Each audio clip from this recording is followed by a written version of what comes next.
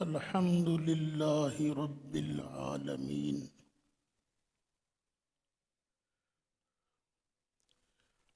والعاقبة للمتقين الصلاة والسلام على سيد الرسل وخاتم النبيين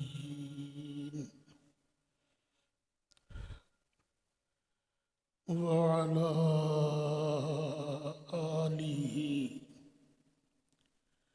وأصحابه أجمعين أما بعد فأعوذ بالله من الشيطان الرجيم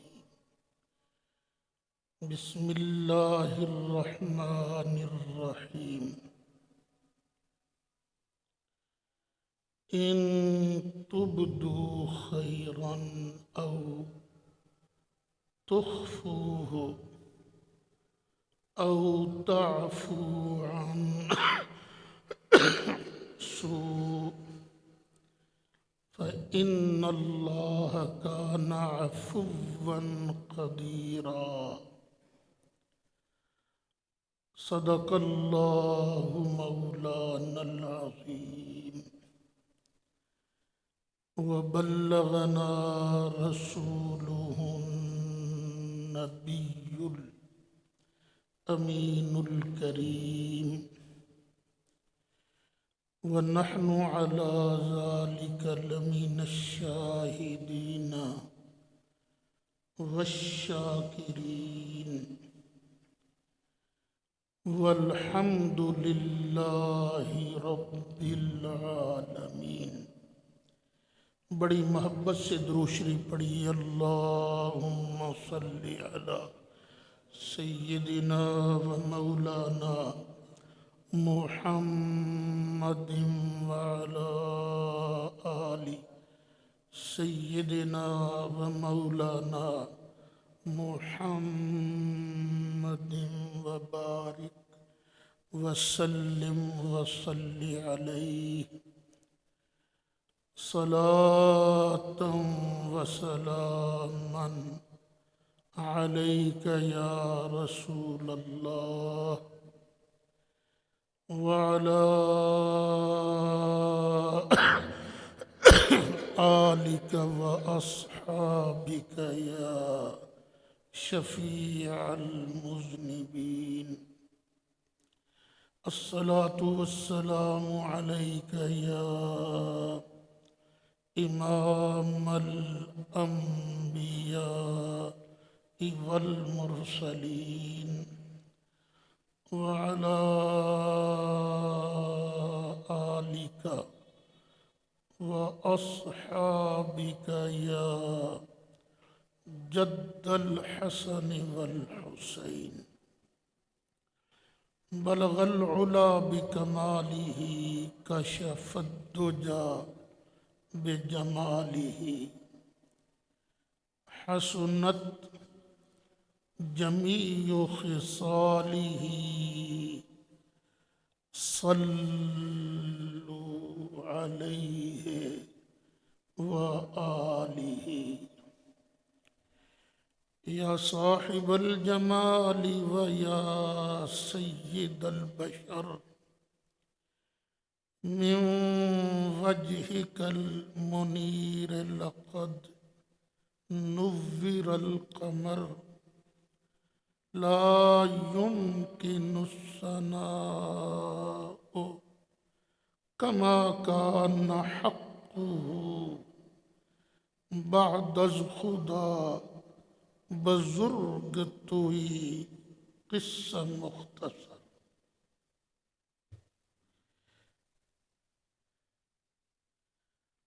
جمعۃ المبارک میں جو درس قرآن کا سلسلہ شروع ہے، آج اسی سلسلہ میں چھٹے پارے کی دوسری آیت، یہ سورہ نساء کی آیت نمبر 149 بنتی ہے۔ اس سے خطبے کا آغاز ہو رہا ہے۔ آیت نمبر 148 سورہ نساء کی اور چھٹے پارے کی جو پہلی آیت ہے، اس میں بیان کیا گیا تھا کہ اللہ تعالیٰ کسی بری بات کو زبان سے نکالنا پسند نہیں کرتا کہ اس کے بندے بری بات کریں۔ ہاں، اگر مظلوم پر ظلم ہوا ہے تو وہ اس کے لیے اپنی آواز بلند کر سکتا ہے۔ یہ تھا خلاصہ پہلی آیت کا۔ پھر آگے اللہ تعالیٰ اور تلقین فرماتے ہیں کہ نیکی کرنی ہے، اور یہ بات یاد رہے کہ نیکی صرف وہ ہے جو صرف اللہ کے لیے کی جائے، بس کہ اللہ راضی ہوگا۔ یہ اتنی ضروری چیز ہے کہ نیت کو خالص رکھنا، کہ ایک آدمی نبی کریم علیہ السلام کی بارگاہ میں آیا اور آ کے عرض کیا، آقا میں جہاد پر جانا چاہتا ہوں، تو جانے میں میری دو نیتیں ہیں،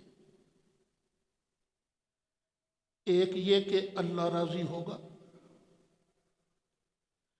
اور دوسرا یہ کہ میری مشہوری ہوگی۔ تو فرمایا نہیں،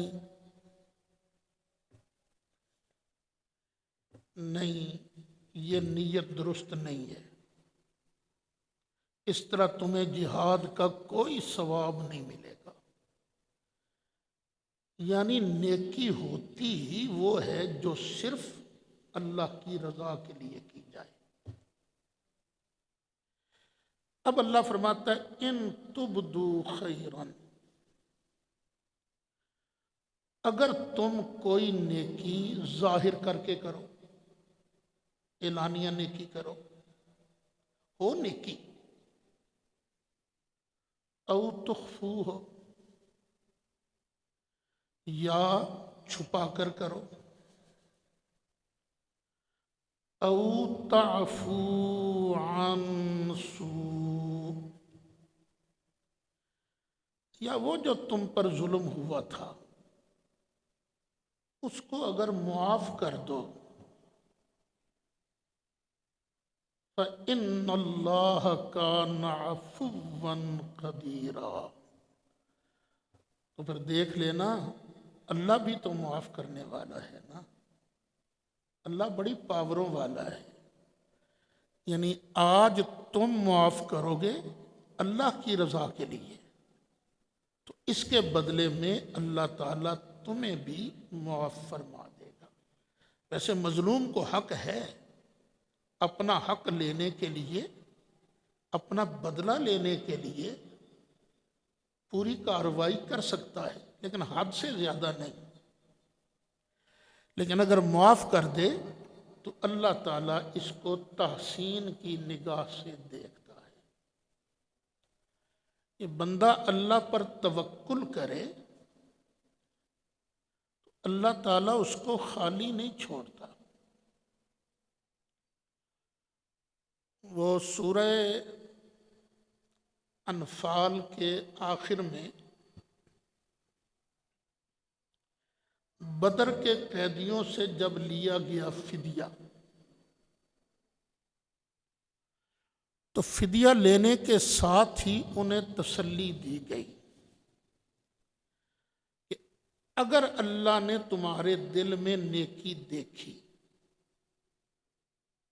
تو پھر فکر نہ کرنا، اللہ تمہیں اس سے کئی گنا اپنی بارگاہ سے عطا فرمائے گا۔ حضرت عباس رضی اللہ عنہ وہ بھی کافروں کی طرف سے آئے تھے نا لڑنے کے لیے، گرفتار ہو گئے تھے۔ سرکار نے فرمایا تم سے تو فدیہ تیرا بھی لینا ہے، اور تیرے دو بھتیجے آئے ہیں نا ان کا بھی فدیہ لینا ہے۔ عرض کیا کیا آپ چاہتے ہیں کہ میں بیگر بن جاؤں، میں بھکاری بن جاؤں، میرے پاس تو پھر رہے گا ہی کچھ نہیں؟ فرمایا نہیں ایسی بات بھی نہیں ہے، ذرا وقت یاد کرو نا، جب تم مکہ سے چلے تھے تو تم نے اپنی بیوی کو سونا دیا تھا، کہا تھا کہ اگر میں بچ کر آ گیا تو پھر ہم مل کر کھائیں گے، نہیں تو یہ سونا تیرے اور تیرے بچوں کے کام آئے گا۔ وہ بات بھول گئے؟ بس یہ بات سنی، دل میں کہا جناب حضرت عباس پر راشا ہوا تاری، کہ پیمبر تو رکھتے ہیں دلوں کی بھی خبرداری، خیال آیا مسلمان کو بد پہچان جاتے ہیں، اور محمد آدمی کے دل کی باتیں جان جاتے ہیں۔ اچھا، اب اللہ کا یہ جو وعدہ تھا نا کہ اگر اللہ نے تمہارے دل کے اندر نیکی دیکھی تو تمہیں اس سے بڑا اجر دنیا میں بھی ملے گا اور آخرت میں ملے گا۔ حضرت عباس فرماتے ہیں اس آیت کا مصداق تو میں بن گیا سچی مچی، دیکھو وہاں فدیہ دیا تھا نا، تو اب میرے 20 غلام میری برانچوں کے مینیجر کی حیثیت سے کام کر رہے، 20 غلام، اور ہر ایک کی تولیت میں کتنا کتنا مال ہے؟ 20 ہزار درہم کا، دینار کا، اتنا مال ہے اللہ نے مجھے دیا ہے۔ تو بندہ اللہ پر توکل کرے، محنت میں کمی نہ کرے۔ توکل کا یہ مطلب نہیں کہ بندہ بیٹھ جائے مینوں اللہ ہی دے گا، دے گا اللہ، لیکن تجھے بھی کچھ ہاتھ بڑھانا پڑے گا۔ آگے اللہ تعالیٰ نے پھر اپنے رسولوں کی عظمت بیان کی ہے۔ یہودی جو ہیں یہ نہ جناب عیسیٰ کو مانتے ہیں، نہ جناب رسول اللہ صلی اللہ علیہ وسلم کو مانتے ہیں، دونوں کا انکار کرتے ہیں۔ عیسائی جناب موسیٰ علیہ السلام کو تو مانتے ہیں، نبی کریم علیہ السلام کا انکار کرتے ہیں، اور دونوں یہ سمجھتے ہیں کہ ہم تو جنت میں جائیں گے۔ اللہ فرماتا ہے نہیں، ان الذین یکفرون باللہ ورسلہ، جو لوگ اللہ کو نہیں مانتے یعنی مشرک، اور اللہ کے رسولوں کو نہیں مانتے، وَيُرِيدُونَ أَن يُفَرِّقُوا بَيْنَ اللَّهِ وَرُسُلِهِ، اور چاہتے ہیں کہ اللہ اور اس کے رسولوں کے درمیان تفریق پیدا کر دے۔ اور جی بس اللہ ہی اللہ ہے، رسول کچھ نہیں ہے۔ جو اللہ اور رسولوں کے درمیان تفریق پیدا کرتے ہیں وَيَقُولُونَ نُؤْمِنُ بِبَعْضٍ وَنَكْفُرُ بِبَعْضٍ، اور کہتے ہیں ہم تو بس کچھ کو مانیں گے کچھ کو نہیں مانیں گے۔ وَيُرِيدُونَ أَن يَتَّخِذُوا بَيْنَ ذَلِكَ سَبِيلًا، یہ ایک درمیانی رستہ نکالنا چاہتے ہیں۔ کچھ لوگ وہ ہیں جو کسی کو نہیں مانتے، کچھ لوگ وہ ہیں جو سب کو مانتے ہیں جس طرح ہم مسلمان، اور کچھ لوگ وہ ہیں جو کہتے ہیں کسی کو مانیں گے کسی کو نہیں مانیں گے۔ میرا مالک ارشاد فرماتا ہے ان کو مسلمان نہ سمجھنا، اولئک ہم الکافرون حقا، یہ پکے ٹھکے کافر ہیں۔ وَأَعْتَدْنَا لِلْكَافِرِينَ عَذَابًا مُهِينًا، اور اللہ نے کافروں کے لیے ذلیل کر دینے والا عذاب تیار کیا ہے۔ یعنی جو بھی اللہ کو اور سب رسولوں کو مانے گا وہی جنت میں جائے گا، اور جو کسی ایک کا بھی انکار کرے گا وہ پکا کافر ہے، وہ جنت نہیں جا سکتا۔ شاید 98 کی بات ہے یا 99 کی، مجھے انگلینڈ میں کچھ ساتھیوں نے بلایا رمضان شریف کے لیے، اس لیے کہ وہاں ایک خطرناک سچویشن پیدا ہو گئی تھی۔ ایک وہابی مولوی صاحب تھے عبدالاعلی، ٹاؤن کا نام ہے مڈلز برو، وہ وہاں چلے گئے تو کافی ان کا اثر بن گیا، اتنا اثر بن گیا کہ ان کی جو مسجد ہے 3 منزلہ، عید کی نماز انہوں نے 3 مرتبہ پڑھی، اتنی گیدرنگ۔ اب وہاں کے سنیوں کو فکر آئی کہ یہ کیا بن رہا ہے، نوجوان تو سارے وہابی ہو رہے ہیں، کوئی ایسا آدمی ڈھونڈو جو آ کے ان کا طلسم توڑ سکے۔ سوچ کے مشورہ ہوا تو میرے نام کا انہوں نے انتخاب کیا، میں چلا گیا، پہلے مدینہ منورہ حاضری دی، پھر اس کے بعد وہاں چلا گیا۔ انہوں نے ریڈیو کا لائسنس لیا ہوا تھا، ریڈیو رمضان کے نام سے، تاکہ جو مسلمان گھرانے ہیں وہاں بھی وہ ریڈیو کی نشریات سنیں، اور جو ٹیکسی ڈرائیور ہیں وہاں بھی ریڈیو نصب تھا وہ وہاں سنتے رہیں۔ 4 دن تراویح کے بعد میں درس دیتا تھا، اور تیسرے دن 3 دن وہ مولوی صاحب درس دیتے تھے۔ مڈلز برو کے ساتھ ایک اور ٹاؤن ہے سٹاکٹن، میری رہائش وہاں تھی سٹاکٹن میں، گاڑی پر مجھے لے جاتے تھے لے آتے تھے۔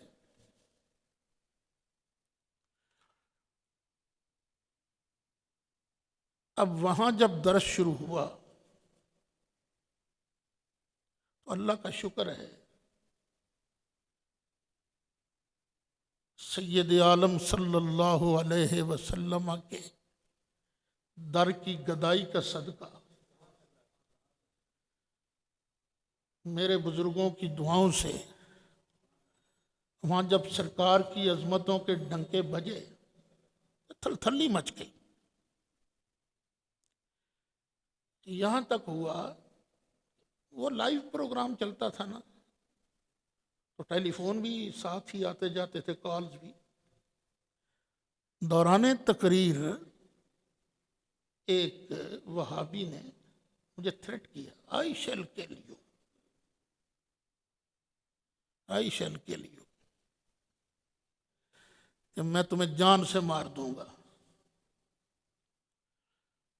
میں نے اس کے جواب میں فوراً کہا، میں نے کہا دیکھ، اللہ تعالیٰ ہر سال ایک لسٹ فرشتوں کے حوالے کرتا ہے، اس سال تو نے اس کو اٹھانا ہے، وقت بھی درج ہوتا ہے۔ اگر تو اس لسٹ میں میرا نام آ گیا ہے تو میں پھر گھر بھی چھپ کے بیٹھا رہوں تو میں بچ نہیں سکتا، اور اگر اس لسٹ میں میرا نام نہیں آیا تو رفع یدین چھوڑ کے رفع ٹنگین بھی کرے تو میں مرتا نہیں، تو لگا لے اپنا زور۔ اچھا، اس کا نتیجہ یہ نکلا کہ جب وہ رمضان شریف کے بعد چھوٹی عید کی آئی نا ہماری، تو کہاں ان کی مسجد میں 3 نمازیں ہوئی اور کہاں صرف 3 صفیں رہ گئی، ایک ہی بار۔ یہ اللہ تعالیٰ نے بڑا کرم کیا۔ اچھا، جب میں درس دے کے واپس آتا تھا نا اسٹاکٹن رہائش گاہ پر، وقت بھی دیتا تھا اس وقت میں، جو پرانے ساتھی ہیں ان کو پتہ ہے میں یہاں جمعہ پڑھاتا تھا، پھر جمعہ پڑھانے کے بعد بیٹھ جاتا تھا، ساتھی ملتے تھے، سارے مسائل وغیرہ پوچھتے تھے۔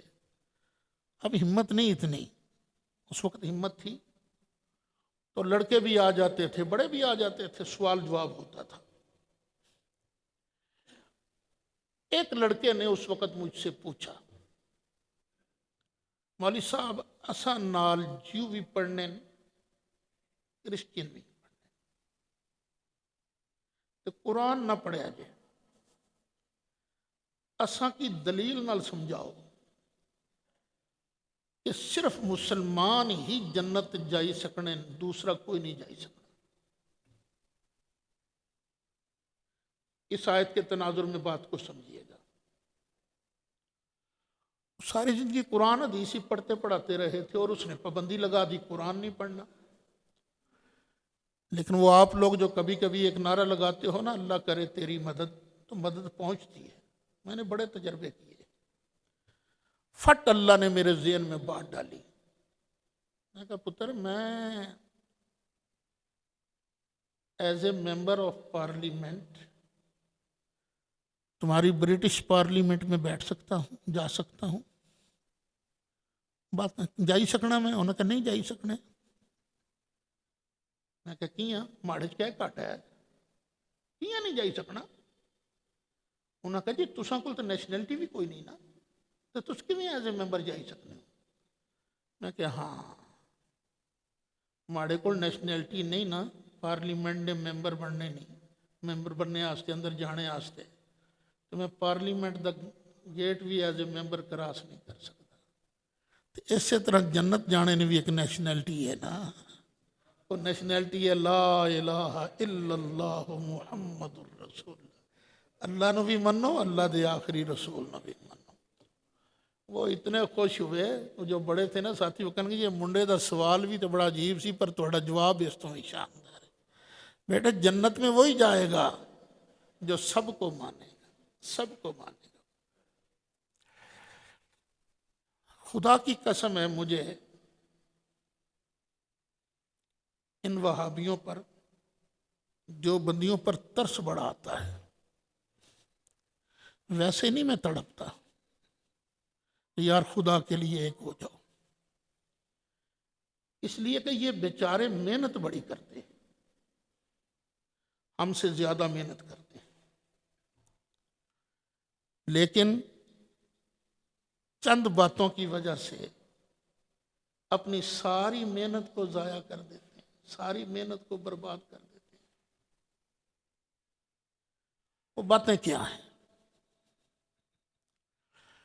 صحابہ کرام سے سرکار جب خطاب فرماتے تھے نا، تو سننے والے جو ہیں ان کی حالتیں مختلف ہیں۔ اب میں تقریر کر رہا ہوں نا، تو کئی ایسے بھی ساتھی ہیں وہ فٹ پہنچ گئے کہ میں کیا کہنا چاہتا ہوں، اور کئی ساتھیوں کا مائنڈ ایسا نہیں، ہاں لیکن اتنا ہے کہ جوں میں تقریر کرتا جاؤں گا وہ سمجھتے جائیں گے، جب تقریر ختم ہوگی وہ ساری بات سمجھ لیں گے۔ لیکن کچھ ایسے بھی ساتھی ہوتے ہیں جن کو بات ایک مرتبہ سننے سے سمجھ نہیں آتی، انہوں نے تقریر سمجھنی ہو تو موبائل پر دوبارہ سنیں گے کہ کیا کہا تھا جی۔ تو صحابہ میں بھی تو ہر طرح کے لوگ تھے نا، تو جن صحابہ کو بات سمجھ نہ آتی وہ کہتے راعنا یا رسول اللہ، اے اللہ کے پیارے رسول صلی اللہ علیہ وسلم ہماری رعایت فرمائیے۔ تو سرکار ریپیٹ کر دیتے تھے بات کو۔ اب یہودیوں نے اور منافقوں نے اس صحیح لفظ راعنا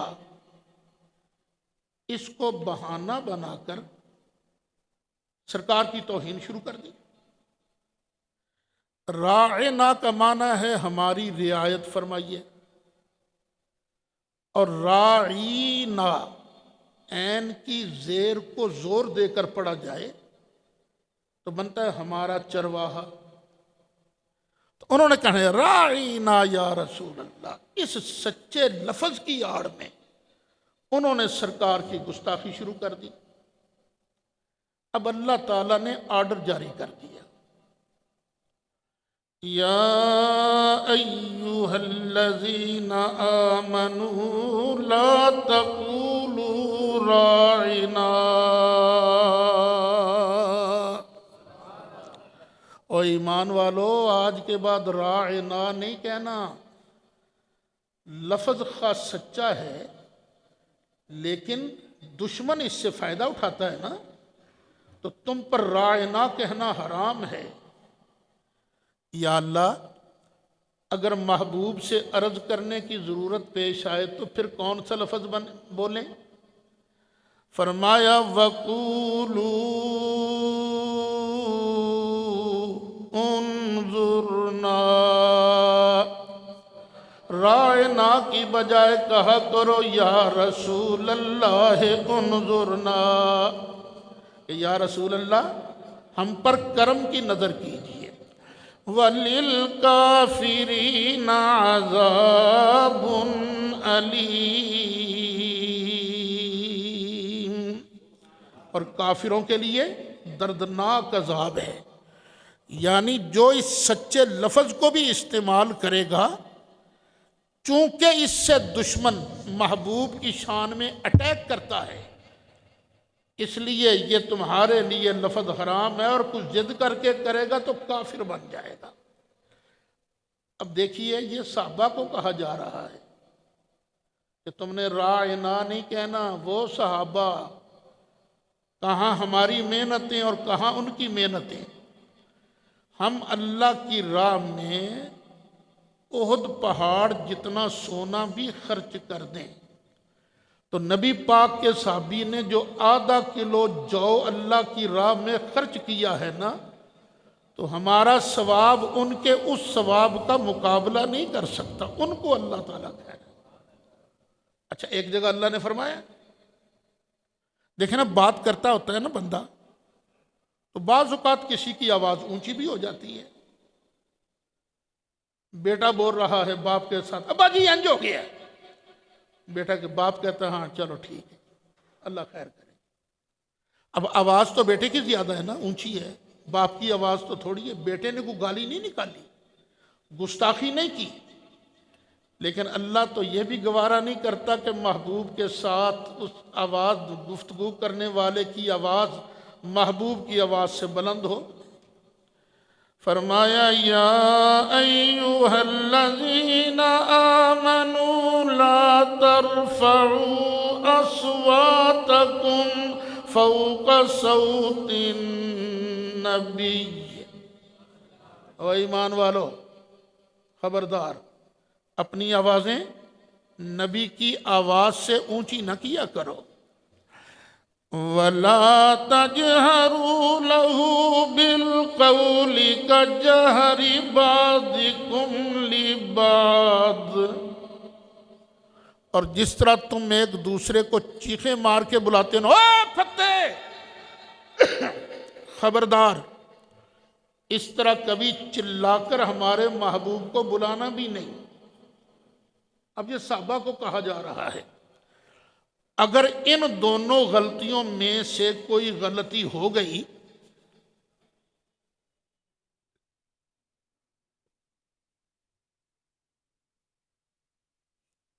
تو ہوگا کیا؟ ان تحبط اعمالکم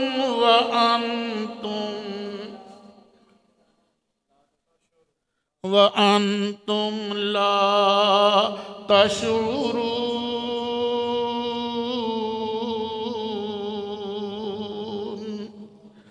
اگر تم سے یہ غلطی ہو گئی، دونوں میں سے کوئی ایک بھی غلطی ہو گئی، اللہ تعالیٰ تمہارے سارے اعمال کو غارت فرما دے گا۔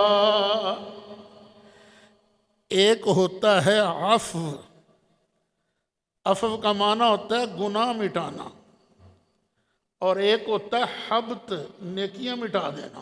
آئے آئے ان تحبط اعمالکم وانتم لا تشعرون۔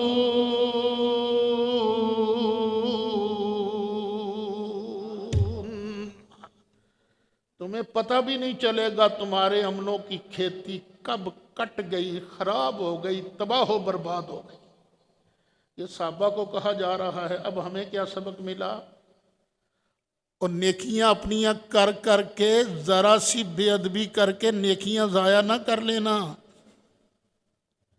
اب مجھے ترس آتا ہے ان پر، محنت بڑی کرتے ہیں بیچارے، جگہ جگہ پھرتے رہتے ہیں،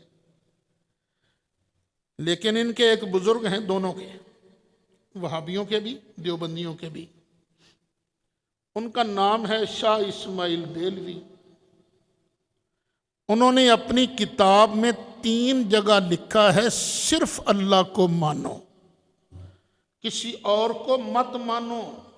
یہ 3 جگہ لکھا ہے انہوں نے، صرف اللہ کو مانو، کسی اور کو نہ مانو۔ ان کی بات سامنے رکھو اور قرآن کی یہ آیت پڑھ لو، کیا ہم نے صرف اللہ کو ماننا ہے یا سب کو ماننا ہے؟ سب کو ماننا ہے نا۔ ہاں، ایک بات ہے معبود اللہ کو ماننا ہے، مصطفیٰ کو اس کا محبوب ماننا ہے۔ ہم بڑے پیار سے انہیں سمجھاتے ہیں، خدا کے بندو اپنی محنتیں ضائع نہ کرو، اور محبوب علیہ السلام کے بارے میں اس طرح کی باتیں کرو گے تو پھر ہوگا کیا؟ ان تحبط اعمالکم وانتم لا تشعرون۔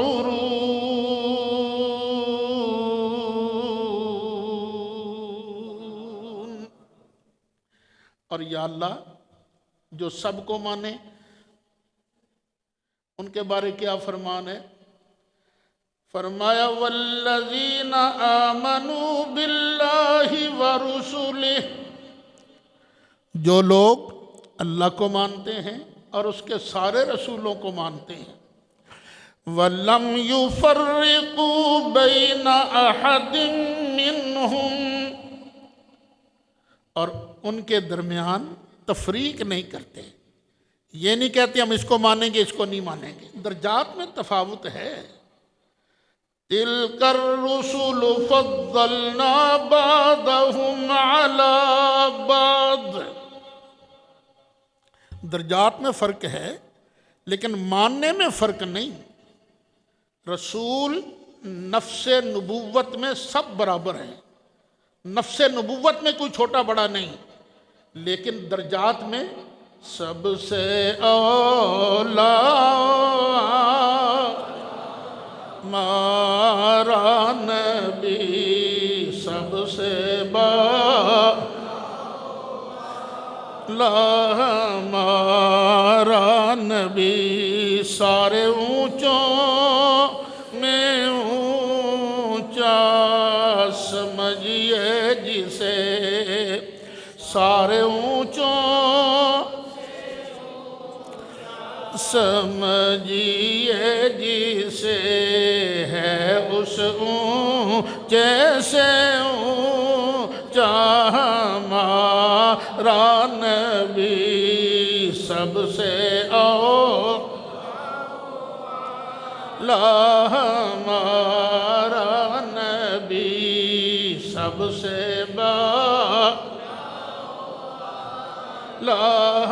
ہمارا نبی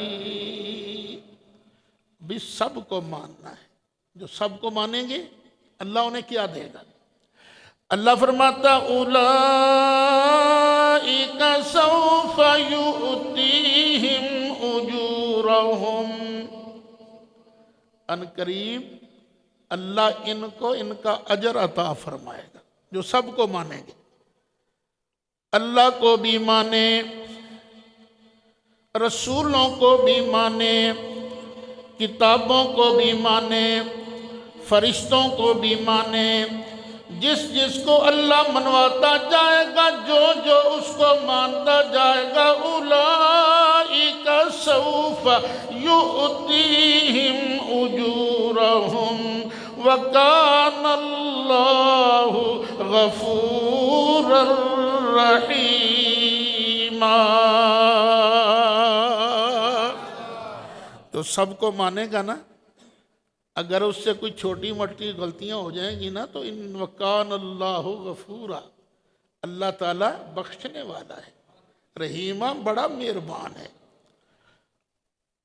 ہم تو بھائی اس کو مانتے ہیں جس کا تعلق سرکار سے ہو جائے. جن رسولوں کو اللہ نے بھیجا سب کو مانتے ہیں، اور پھر آگے جس کا تعلق سرکار سے ہو جائے ہم تو بھی اس کو بھی مانتے ہیں، اس کو بھی مانتے ہیں. صحابہ کا تعلق سرکار سے ہوا، ہم صحابہ کے غلام بن گئے. آل رسول کا تعلق سرکار سے بنا، ہم ان کے ہو گئے. لیکن ایک بات یاد رہے، ہم آل اسی کو مانتے ہیں جو نبی کے دین کا وفادار ہو. جو اپنے نانے کے دین کا ہی وفادار نہیں، ان کا ہمارے ساتھ کیا تعلق؟ مگر خون تو ابو لہب کا بھی وہی تھا نا، اس سے ہمارا کیا تعلق؟ جو آج آل رسول ہو کر ابو بکر صدیق کو گالیاں بکے، ہم تو اس کو قائل نہیں ہیں. ہم کہتے ہیں تم جنت دانے کے حقدار نہیں ہو.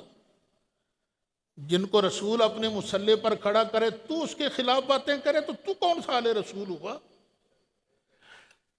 وہ ایک صحابی تھے نا، نام تھا ان کا عبداللہ. ایک مرتبہ سفر میں چلے، ایک صحابی نے کہا یارا میرا سامان چکے نا، ان کے لیا اٹھا لیا. دوسرے نے کہا یار میرا بھی پھڑ لے، انہوں نے بھی پھڑ لیا جناب. اب یہ نا وہ مذاق ہی ہو گیا، وہ ڈھیر سارا سامان انہوں نے اٹھا لیا، اللہ نے طاقت دی تھی. سرکار آئے تو فرمایا اوے انت سفینہ، وہ تو کشتی ہے، جہاز ہے، اتنا سامان تو نے اٹھا لیا. نام کیا تھا؟ عبداللہ. اور سرکار نے کیا کہا؟ سفینہ. تو مشہور وہ سفینہ کے نام سے ہو گئے. ایک مرتبہ وہ سفر کو جا رہے تھے، جنگل تھا، رستہ بھول گئے. تو نا ایک بھوکا شیر وہ آ گیا. اس نے دیکھا نا انسان ہے، اس نے نا جمپ لگانے کی کوشش کی. یوں نا جب چھلانگ لگاتا ہے تو پہلے تو اپنی ٹانگوں کو پچھلیوں کو نیچے کرتا ہے نا، پھر وہ جمپ لیتا ہے. تو سکینہ نے دیکھ کے کہا یا ابا الحارث، شیر کو ابو الحارث بھی کہتے ہیں. یا ابا الحارث انا مولا رسول اللہ. اوے شیر خبردار، تجھے پتہ نہیں میں تو رسول اللہ کا غلام ہوں. یا ابا الحارث انا مولا رسول اللہ. خیال رکھنا میں اللہ کے رسول کا غلام ہوں۔ شیر نے جب یہ آواز سنی، اللہ نے سنائی، اللہ نے سمجھائی، فوراً جسم کو ڈھیلا چھوڑ دیا۔ اب اشارہ کرتا ہے، شیر اشارہ کرتا ہے، میرے پیچھے پیچھے آ۔ جناب سفینہ پیچھے پیچھے چلنے لگے، رستے پر ڈال دیا اور منہ اٹھا کر کچھ کہا۔ شاعر نے جو شیر نے کہا تھا اس کو اپنی زبان میں بیان کیا۔ شیر کیا سفینے تائیں سن راہی راجان دے، جو غلام رسول اللہ دے، اسی غلام انہاں دے۔ او یارو مل کے اعلان کر دو، ہم بھی یہی کہتے ہیں، جو غلام رسول اللہ دے، بھئی جو غلام رسول اللہ دے، او جو غلام رسول اللہ دے، او یارو جو غلام رسول اللہ دے، اسی غلام انہاں دے، او جو غلام رسول اللہ دے، اسی غلام انہاں دے۔ ابو بکر نبی پاک کے غلام بنے، ہم ابو بکر کے غلام بنے۔ عمر نبی پاک کے غلام بنے، ہم عمر کے غلام بن گئے۔ عثمان نبی پاک کے غلام بنے، ہم عثمان کے غلام بنے۔ علی نبی پاک کے غلام بنے، ہم علی کے غلام بن گئے۔ حسن نبی پاک کے غلام بنے، ہم ان کے غلام بن گئے۔ حسین نبی پاک کے غلام بنے، ہم ان کے غلام بن گئے۔ اور ابو حنیفہ ان کے غلام بنے، ہم ان کے غلام بن گئے۔ شافعی مالک امام احمد بن حنبل نبی پاک کے غلام بنے، ہم ان کے غلام بنے۔ اور داتا صاحب نبی پاک کے غلام بنے، غوثی اعظم نبی پاک کے غلام بنے، خواجہ غریب نواز نبی پاک کے غلام بنے، مجدد الف ثانی نبی پاک کے غلام بنے، اعلیٰ حضرت نبی پاک کے غلام بنے، میرے ابا جی نبی پاک کے غلام بنے۔ تو جو غلام رسول اللہ دے، اسی غلام انہاں دے۔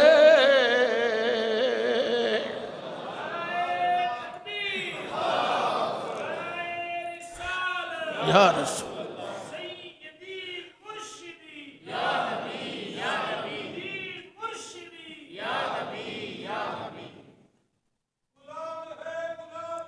رسول کے غلام ہے تو زندگی فضول ہے، تو زندگی فضول ہے۔ بس میں یہی ان کو سمجھاتا ہوں، اور خدا کے بندو، یہ جو تمہارے مولوی صاحبان نے یہ باتیں لکھی ہیں، ان سے توبہ کر لو۔ کیوں اپنی محنت ضائع کرتے ہو؟